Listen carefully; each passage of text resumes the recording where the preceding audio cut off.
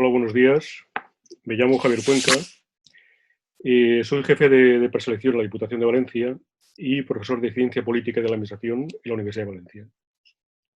Quiero agradecer antes que nada la invitación del Instituto Andaluz de Administración Pública para participar en esta notable iniciativa de Empieza el día con el IVAP. Y por mi parte, bueno, me presento, colaboro habitualmente en programas de formación en materia de empleo público y gestión de recursos humanos en diversas escuelas y centros de formación, si bien en un contexto diferente, por lo que pido un punto de comprensión para la actuación en este medio.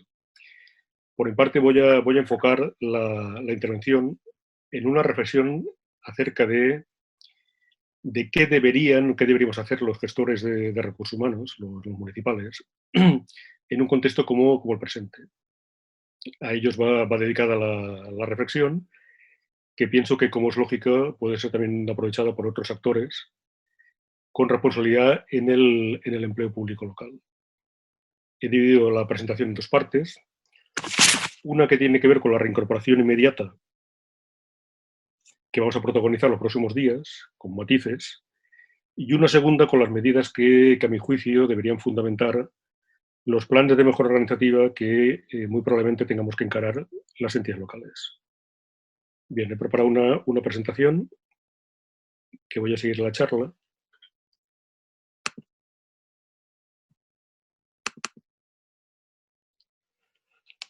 Muy bien. He titulado la presentación, la reflexión, la estrategia municipal de recursos humanos tras la crisis sanitaria. Y como decía,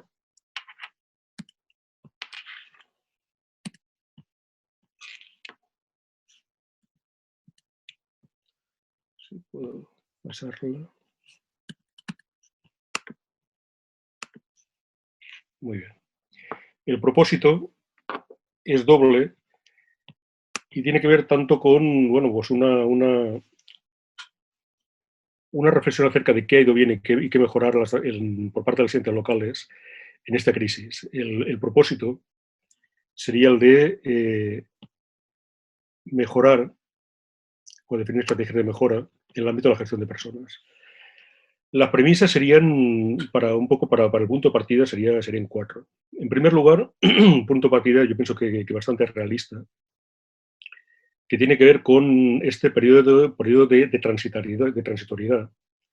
Y probablemente, digamos, que nos sitúa en un escenario de un confinamiento con posibles rebrotes y olas secundarias y terciarias. Probablemente estemos en este escenario año y medio, hasta que, en fin, resolvamos la cuestión de la vacuna y el tratamiento. Por ello, digamos que la primera parte hablaré de la reincorporación, pero también haré referencia a lo que llamo planes de contingencia para este periodo. Una segunda premisa tiene que ver también con el escenario que vamos a encontrarnos seguidamente después de superar los puntos más duros de la pandemia del COVID, que tiene que ver con la crisis económica en forma de aumento de la deuda y también crecimiento notable de desigualdad. Es un lugar común en las ciencias sociales la reflexión acerca de que estos cambios socioeconómicos siempre acarrean cambios también en los contenidos y la manera de gobernar.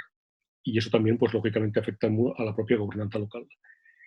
Otro dato es el de los ayuntamientos como primera línea. Lo han sido estos días. Lo han sido sobre todo en el ámbito de las emergencias, la seguridad pública. Y muy probablemente la primera línea que vamos a tener los próximos meses sea diferente, sea más de los ámbitos de intervención social y también de la promoción económica. Y finalmente una constatación que es importante y que yo considero relevante y que es un poco una de las ideas que quería apuntar en esta charla, y es que todo lo que tiene que ver en este escenario de mejora de la gobernanza pública con los servidores públicos y con sus sistemas de gestión forman parte de lo que la propia OCDE llama gobernanza pública.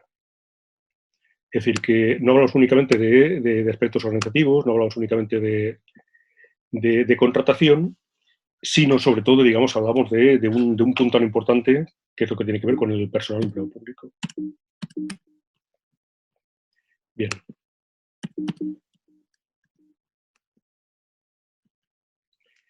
Decía que en este esquema quería diferenciar dos tiempos. El escenario a corto plazo, que es el que estamos viendo esta semana, que es el de la reincorporación y el de los planes de contingencia, cuyo objetivo debería ser, en primer lugar, el de garantizar la continuidad de los servicios públicos, planes de contingencia que lógicamente, fijados y pergeñados en este escenario de fase cero, en el cual estamos actualmente, y de fase 1, 2 y 3 hasta que alcancemos la nueva normalidad. Muy probablemente este esquema de reincorporación sea el más útil para diseñar respuestas adaptativas en función de la propia evolución del escenario. La herramienta en este caso, en el interior de las entidades locales, tiene que ser la propia negociación colectiva. Y luego también, por la parte de lo que tiene que ver, lo de mejorar nuestra propia capacidad, había una reflexión que decía el profesor Carles Ramío, que esta pandemia sanitaria ha sido, en cierto modo, una especie de test de estrés para las administraciones públicas españolas. ¿De acuerdo? Yo creo que es un enfoque bastante realista. Describe muy bien lo que nos ha ocurrido estas 7 semanas que llevamos. Y es pertinente, por tanto, pararnos a pensar acerca de de qué manera o qué habría sido necesario para encarar mejor la respuesta a la pandemia. Y aquí, siempre que contamos, siempre que por mi parte, digamos, participo en sesiones de formación, siempre recuerdo dos principios, dos notas. El principio es lo que Peter Senge llama el principio de la palanca. Es decir, en estrategia, por decirlo sencillamente, no hay que disparar siempre a todo lo que se mueve. Es decir, siempre conviene, digamos, produce mucho más rendimiento actos focalizados en puntos estratégicos, organizativos normalmente, que son los que producen mejoras significativas y duraderas. ¿Dónde nos centramos? Bien, pues muy probablemente tiene sentido que nos centremos en la parte de capacidades administrativas. Es decir, en aquello que tiene que ver con los recursos técnicos y las habilidades para cumplir las funciones y los objetivos de servicio público. En este esquema, las variables son dos: los recursos humanos y el modelo organizativo como ámbitos que tenemos que mejorar. Y en este caso, la herramienta vuelve a ser la negociación colectiva y la puesta en marcha de planes de recursos humanos.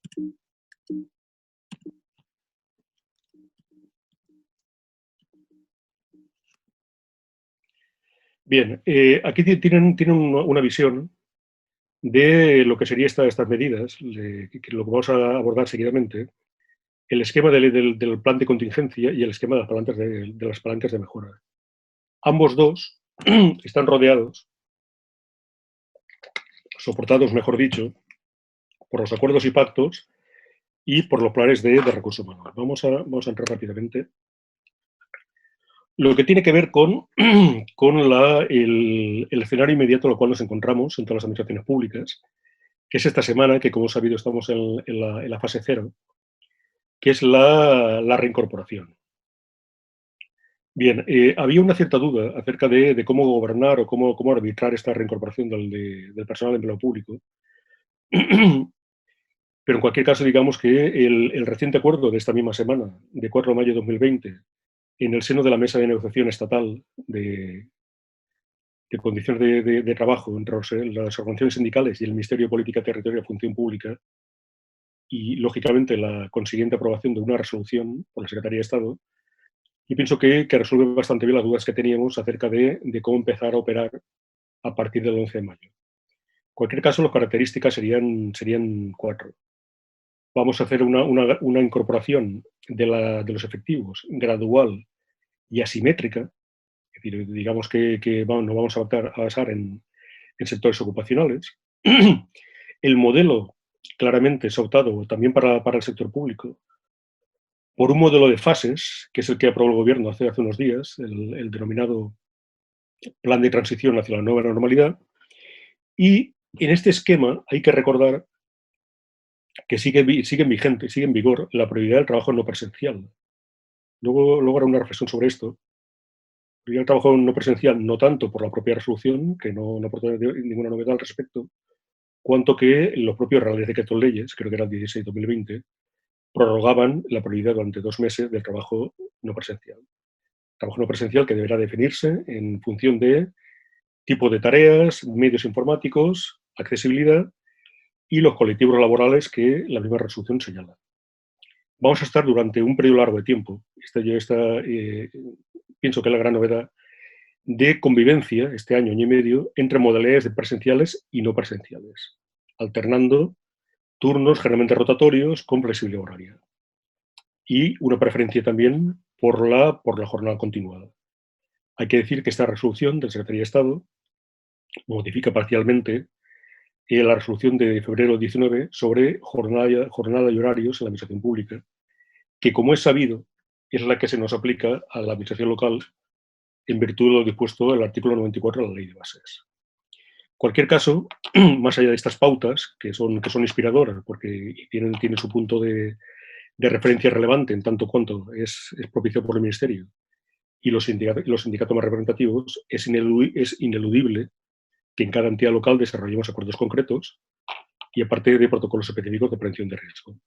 Un esquema de reincorporación que tiene la utilidad de sentar los cimientos de este plan de contingencia. Y en este escenario, antes apuntaba que otras dos medidas que eran relevantes, también para este periodo de tiempo. Y es crítico, y sobre todo, digamos que a la vista de la experiencia, es importantísimo que la persona empleada pública esté convencida de que trabaja y se incorpora con plena seguridad. Por tanto, deberemos aprovechar y empezar a actualizar los mecanismos de seguridad y salud, la evaluación de riesgos, la plan de acción preventiva, en una suerte de trabajo conjunto con el Comité de Seguridad y Salud Laboral, muy especialmente para servicios de contacto. Me consta que todas las unidades de prevención de las grandes administraciones públicas están preparando protocolos. Ayer mismo vimos también una charla muy interesante a cargo de Pilar Vilches y Javier Gracia. Y en cualquier caso, digamos que tenemos también, aparte de estas guías, que son referencias, una referencia importante que era la instrucción de la Secretaría General de Función Pública del 22 de abril sobre medidas de actuación en el ámbito administrativo frente al COVID. Y allí teníamos un poco esta sistematización que ahora conviene que adaptemos en cada municipio. De todo aquello que tiene que ver con la reincorporación progresiva de personas sensibles, los colectivos vulnerables, que denominan, las medidas de materia de centro de trabajo, puestos, equipos de protección individual, no voy a pormenorizarlo, pero sobre todo también la conveniencia y la necesidad de incluir en estos planes preventivos, lógicamente, los servicios externalizados. Es sabido que la reforma de la Ley de Prevención del año 2003 nos obligaba a toda una serie de coordinación de actividades empresariales para empresas externas, contratistas y otros niveles administrativos. ¿Qué más en este periodo específico, en este periodo de tiempo, en este periodo de contingencia? Lógicamente, hay que disponer medidas organizativas para poder reforzar ámbitos ocupacionales, ámbitos de servicios específicos. El objetivo sigue siendo garantizar la atención durante esta situación de excepcionalidad en supuestos de alta demanda. Deberíamos, en términos teóricos, al menos nada lo impide, seguir valiéndonos de la lista de espera y la bolsa preexistentes. Hay que, en cualquier caso, digamos que hay que dejar claro la imposibilidad de convocatorias de concurrencia masiva. Esto ya se preveía en el Real Decreto 463, el que declaró estado de alarma, y la propia resolución del 4 de mayo a la que me refería. Hay un tema importante también, que es que, como es sabido, la LARSAL modificó en el año 2003 el artículo 92.3, lo cual significa que el personal no permanente hay una preferencia por el personal interino más que por el personal laboral. El reto aquí, lo significativo es que es incrementar estas capacidades sin incrementar la temporalidad. La paradoja es que esta pandemia nos pilló justamente cuando los ayuntamientos estaban todavía calibrando el impacto que sobre los procesos de estabilización tenía la reciente sentencia del Tribunal de Justicia de la Unión Europea de 19 de marzo de 2020.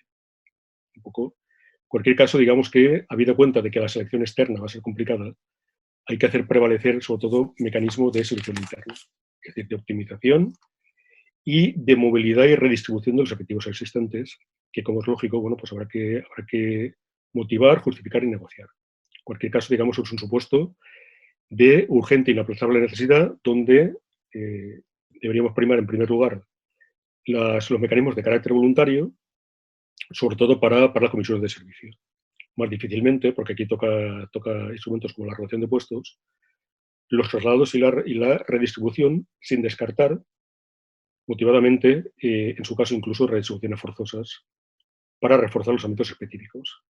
Aquí el problema, porque lógicamente no es igual hablar para ciudades o para entidades locales de tamaño mediano, el problema lo pueden tener sobre todo lo que se llama las PIMEL, pequeñas y medianas entidades locales, donde el papel muy probablemente lo tengan los gobiernos locales intermedios en este refuerzo de medios, ayuntamientos, cabildos y diputaciones. Bien, voy a pasar ahora a esta segunda parte, a centrarme, una vez visto el contenido de esta fase cero en la cual estamos esta semana, cuál debería ser estas medidas de mejora organizativa que nos pueden dar mejor respuesta y que son mecanismos en cualquier caso de fortalecimiento institucional. Yo siempre defiendo que los gestores tenemos dos herramientas en nuestra caja de herramientas: la negociación colectiva y los planes de recursos humanos, con todas sus luces y con todas sus sombras.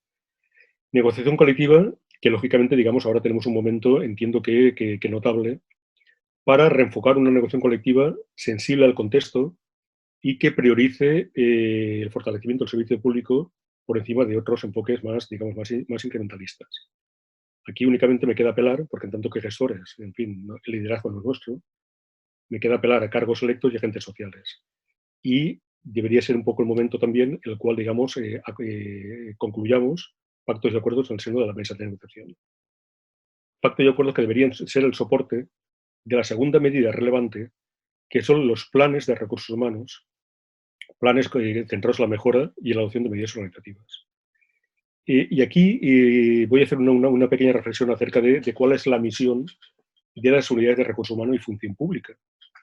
No tanto aquello que tiene que ver con ser importante de la regularidad legal y reglamentaria de los procesos de gestión y de la nómina, cuanto tener claro que nuestro rol es garantizar que las entidades públicas cuentan con las personas con las habilidades que necesitan cuando son necesarias, en el lugar y tiempo necesario. Esta es nuestra razón de ser. Y esto lo garantizamos mediante la selección externa o, en su caso, internamente.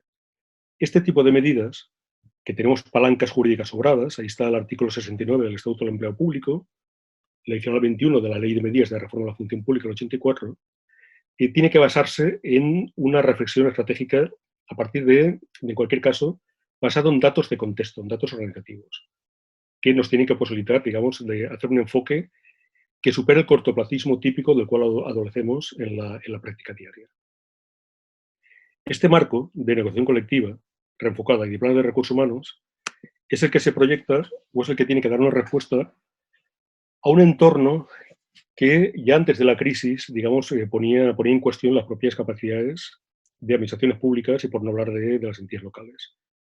Y de ahí siempre se habla de que entidades como las grandes tecnológicas, digamos que ponen en cuestión la regulación y la provisión de bienes públicos como son los datos. Y ya antes de esta pandemia sanitaria, algunos nos cuestionamos acerca de las capacidades reales que tenían los poderes públicos para poder gobernar, evidenciado por fenómenos como los vehículos VTC, los alquileres, la crisis de los patinetes en las grandes ciudades, y en este momento es la pandemia sanitaria. Esta es un poco la reflexión que yo quería hacer sobre la administración pública acerca de que debemos centrarnos en las capacidades para gobernar este entorno complejo, que seguirá siendo complejo y seguirá siendo impredecible. Un entorno que justamente requiere que, bueno, pues al menos nos enfoquemos en varias palancas. Varias palancas que soy consciente de que las unidades de recursos humanos tienen un día a día bastante complicado.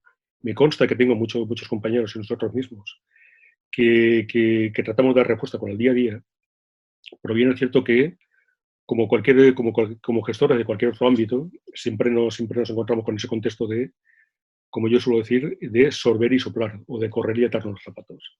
Es decir, que al tiempo que damos respuesta, debemos ser capaces de hacer esta reflexión y propiciar estas medidas organizativas. La primera tiene que ver con la primera palanca relevante con la transformación digital. y con aquello de avanzar, con el propósito de avanzar en la aplicación efectiva de la digitalización. Decía recientemente un compañero como Víctor Almonacid en su blog que hemos necesitado una pandemia sanitaria para convencernos de aplicar el reto de la digitalización. Sería el momento para, de la mano entre los servicios de informática, los TICs y los servicios de personal, diseñar e implantar esta digitalización con enfoque organizativo. Digitalización que va mucho, mucho más allá de sustituir medios telemáticos por los papeles y que aconseja siempre la revisión organizativa de los procesos de funcionamiento. Un tema que ahora únicamente no puedo sino apuntar es lo que tiene que ver con el teletrabajo. Como es sabido, la gran ocasión o la apuesta de largo en esta crisis de un paradigma nuevo ha sido lo que tiene que ver con el trabajo a distancia. Hasta entonces, digamos, bastante confinado en los aspectos que tienen que ver con medidas de conciliación.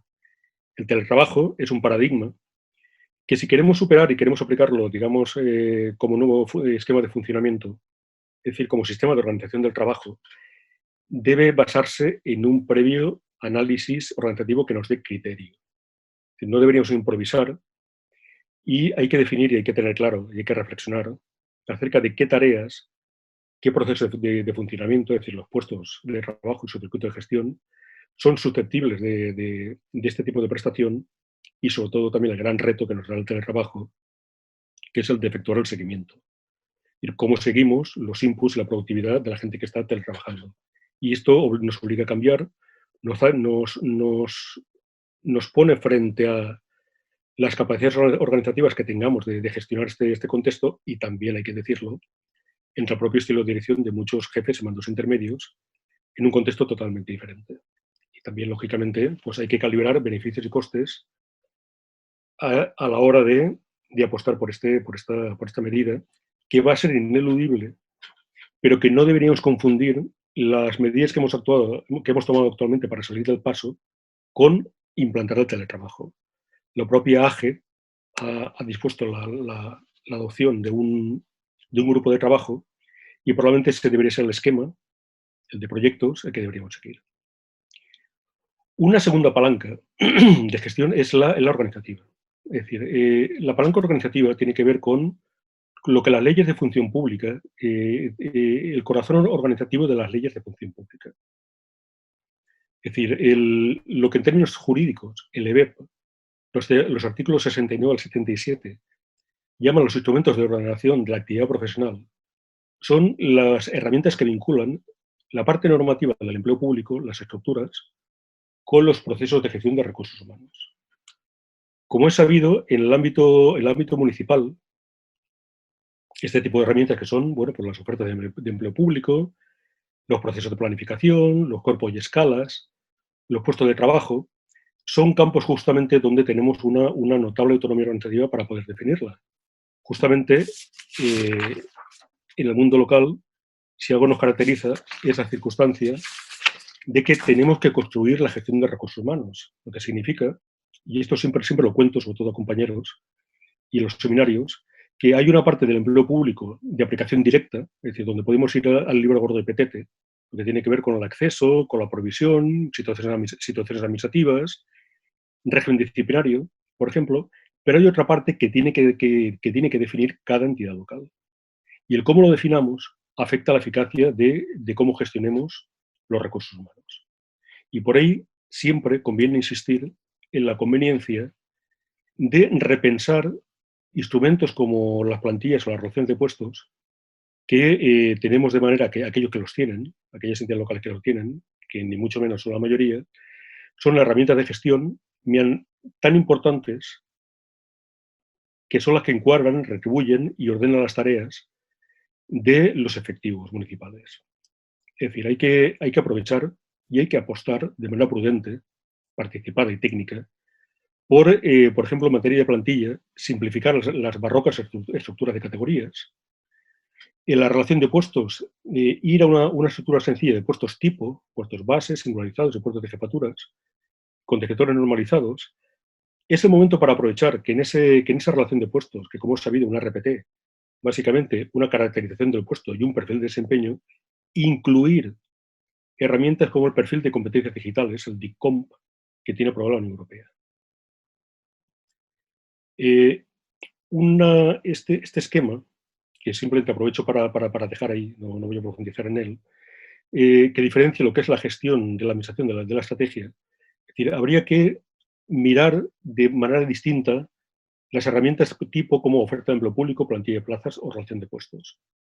Es decir, todas ellas son determinantes tanto en la entrada como en la movilidad.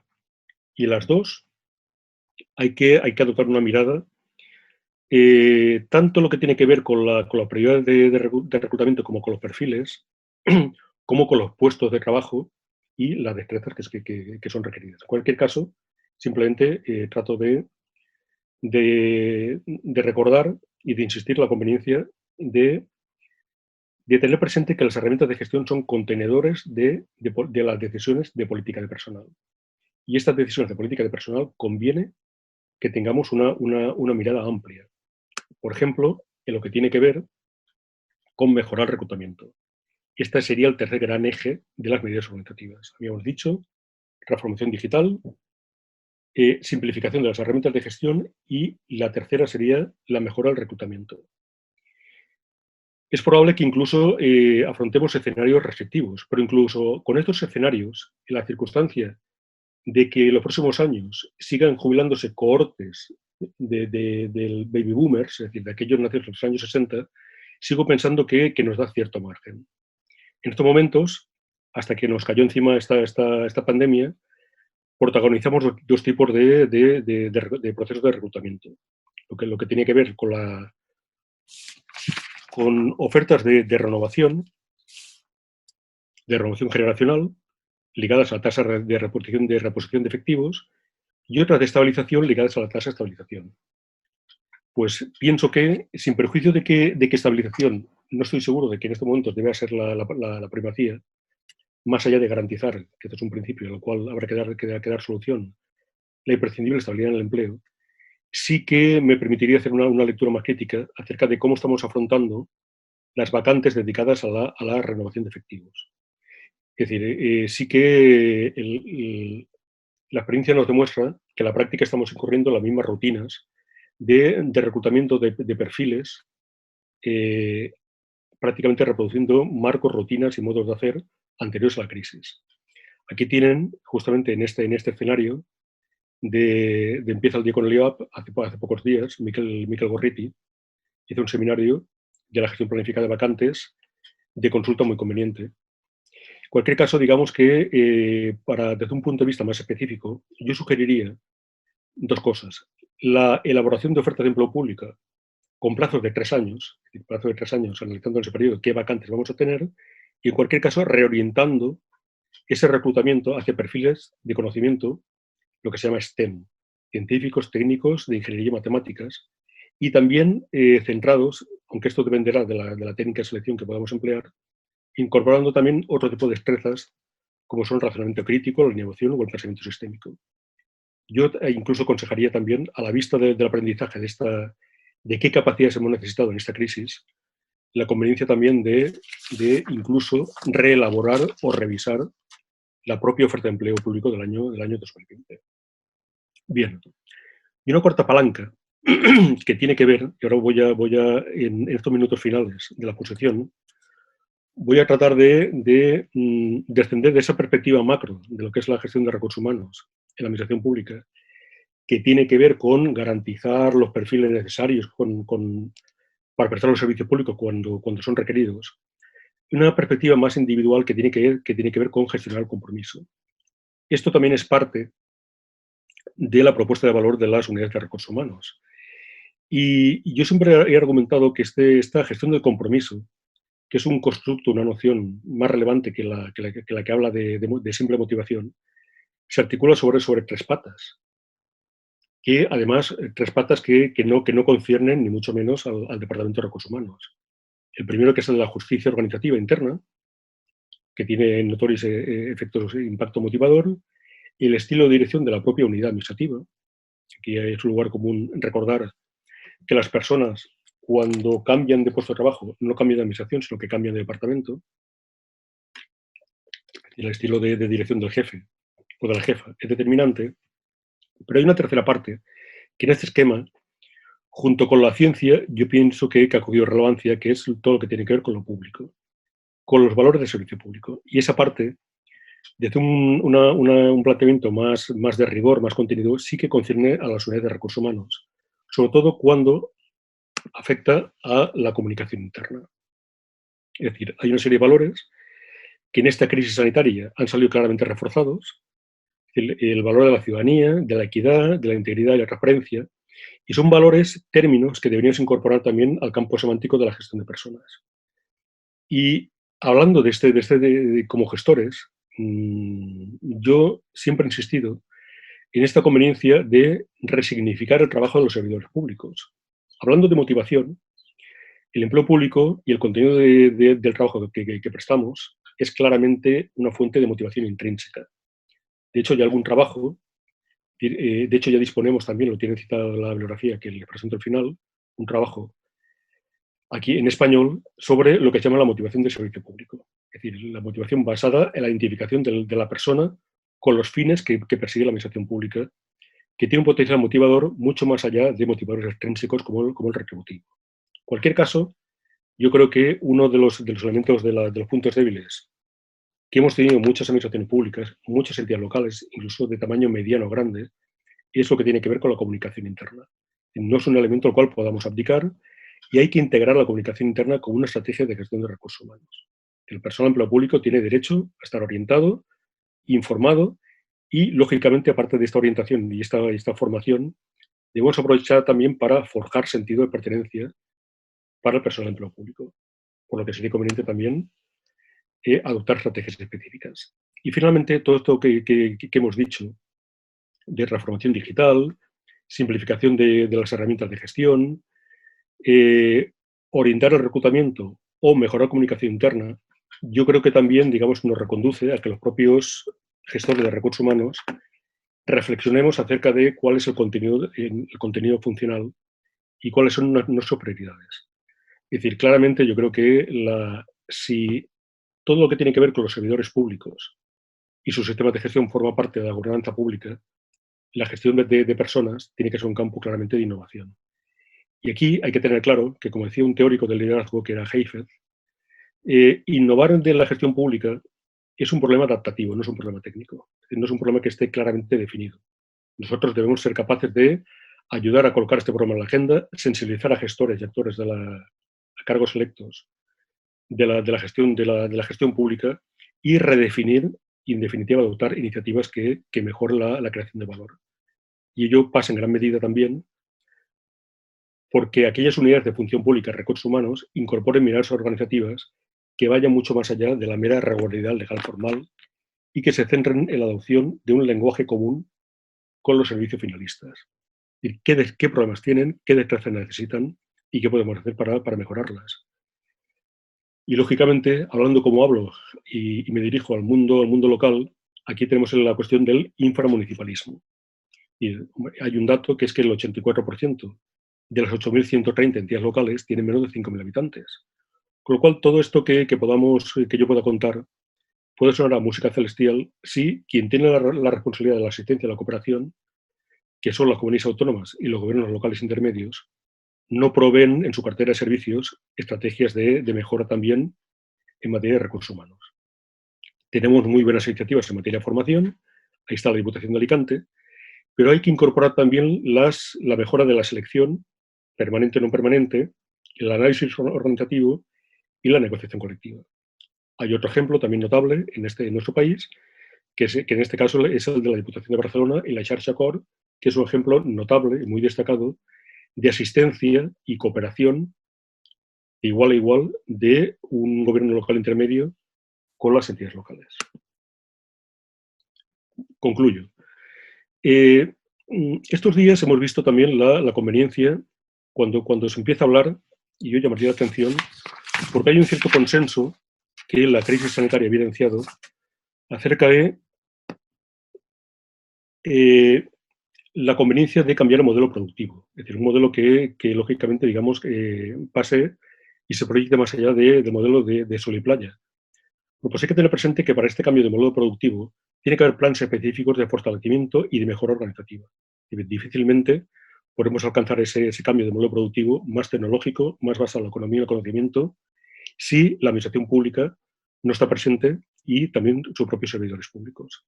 Las ciencias sociales han evidenciado una relación entre calidad del gobierno, entre calidad institucional y crecimiento económico. Es un poco la reflexión que yo entiendo que nos emplaza a ese liderazgo de cargos electos, organizaciones sindicales y gestores, para que acompañemos las estrategias de recuperación económica y social con planes de mejora organizativa a partir de herramientas como la planificación estratégica y la negociación colectiva. Bien, en estos momentos yo, teniendo en cuenta la hora, pues he preparado, voy a dejar el espacio para preguntas y en la presentación, es un poco lo que quería comentarles, todas las referencias que he citado las tienen disponibles, ¿de acuerdo? Y tengo en el caso los enlaces para para quienes deseen ampliar información. Bueno, vamos a pasar a la fase de preguntas.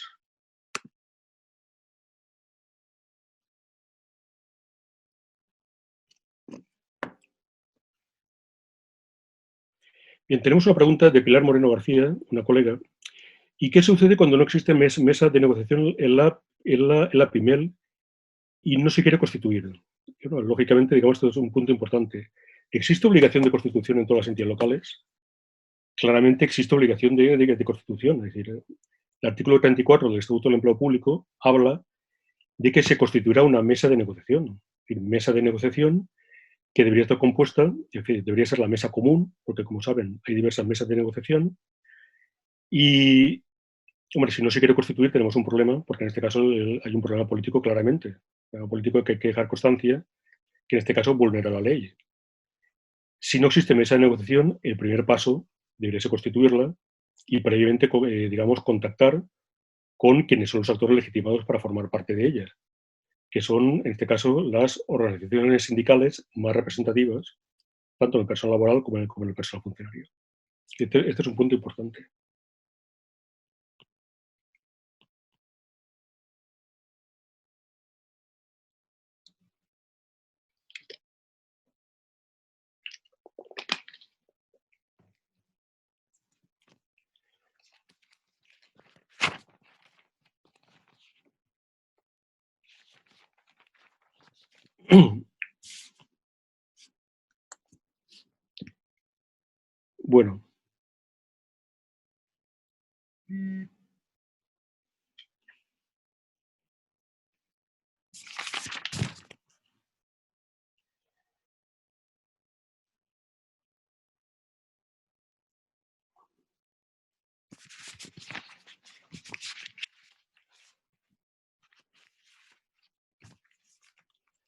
Bueno, resumimos en este punto el propósito de esta ponencia, de esta breve presentación, que es la de la estrategia municipal de recursos humanos en el contexto de la crisis sanitaria. Crisis sanitaria que hay que volver a existir, ni mucho menos está superada. De hecho, esto es lo que nos obliga, decía, por retomar un poco y por resumir en este punto lo que ha sido el objeto de la participación, deberíamos aprovechar para esta reincorporación, convertirla a sí mismo en lo que debería ser el plan de contingencia para este año o año y medio. Y al mismo tiempo, digamos que este plan de contingencia, sin perjuicio de su aprobación, que debería ser esta semana el momento cero, deberíamos ser también capaces sobre todo, digamos, dibujar diversos escenarios de respuesta adaptativa para los picos que podamos tener. Pero sobre todo, digamos, poder profundizar en medidas de medio y largo plazo. Aquellas que tienen que ver con la transformación digital y el teletrabajo, que ahora veo que tengo una pregunta, con la simplificación de las herramientas de gestión, que son las que nos tienen que dar mayor movilidad interna, con una estrategia de priorización del reclutamiento más inteligente y sobre todo también con la mejora de la comunicación interna. Sí que es verdad que como se comenta aquí, de este periodo de crisis surge una experiencia, una innovación que hemos aplicado rápidamente, como es el teletrabajo. El teletrabajo, claramente, digamos que ha demostrado su eficacia como medida, al menos la parte que tiene de trabajo en remoto, para poder responder y para poder mantener la vigencia de los servicios públicos.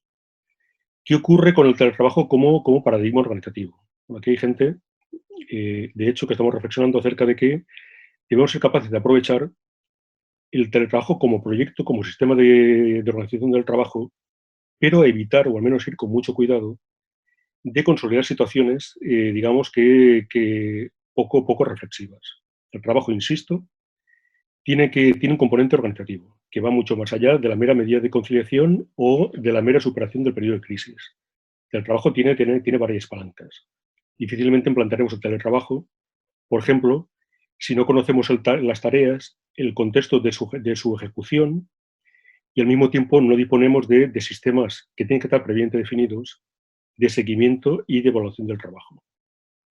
Y como veremos aquí, lógicamente nos toca dos palancas que ni están ni se le esperan. Una es lo que tiene que ver con la dirección pública profesional y otra la que tiene que ver con la evaluación del desempeño. Pero antes de todo eso, en cualquier caso, digamos que hay que analizar puestos, hay que analizar tareas y hay que analizar sobre todo el contexto de su ejecución. ¿Puede provocar el teletrabajo, como dice una de las preguntas, conflictividad laboral entre colectivos con diferentes tipos de jornada? Pues puede ser. Lo que ocurre es que, por eso, como siempre pasa en materia de recursos humanos, cuando tocas una tecla, te altera las siguientes. Y va a ser muy difícil que implantemos el teletrabajo como medida organizativa, básicamente organizativa, sin que esta implantación de un nuevo paradigma afecte a otros ámbitos de la gestión de recursos humanos. Por ejemplo, la cuestión de la jornada. En la jornada, el punto de partida es una jornada ordenada en función de las necesidades del servicio. Y para conocer cuáles son las necesidades del servicio hay que conocer la demanda y hay que conocer las tareas que materializan esa demanda. Con lo cual, digamos que probablemente esa implantación del teletrabajo nos lleve tiempo. En cualquier caso, hay que ser conscientes de que el teletrabajo, la priorización tiene que ser por medidas de organización, de atención al servicio público, no únicamente por medidas digamos, de coyunturales o de lógicamente, digamos, dirigidas a colectivos en concretos. Y sobre todo, digamos, como viene bien esta pregunta, tener claro que cuando empecemos a arrancar este teletrabajo, este proyecto, pues va a ser muy difícil que no nos obligue a revisar otros subsistemas de la gestión de recursos humanos, entre ellos la ordenación de la jornada, las funciones o también la propia configuración del puesto de trabajo. Bien, yo llegados a este punto, no me queda más sino que agradecer a toda la gente en fin, que ha dedicado parte de su tiempo a seguir y esta reflexión, que simplemente pretende ser una mera aportación, un apunte en progreso y por tanto sujeto a cambios acerca de qué nos vemos afrontados a hacer, con una serie de notas y de características y sobre todo, digamos cómo podemos aumentar, esta es la parte que me preocupa, la resiliencia organizativa de nuestras entidades locales. Agradezco muy sinceramente al Instituto Andaluz de Administración Pública la oportunidad que me han brindado de participar en esta jornada y también vuelvo a reiterar a aquellos colegas y compañeros que han dedicado parte de su tiempo a seguir esta reflexión que muy probablemente sigamos apuntando y sigamos perfeccionando en los próximos días. Bien, yo nada más.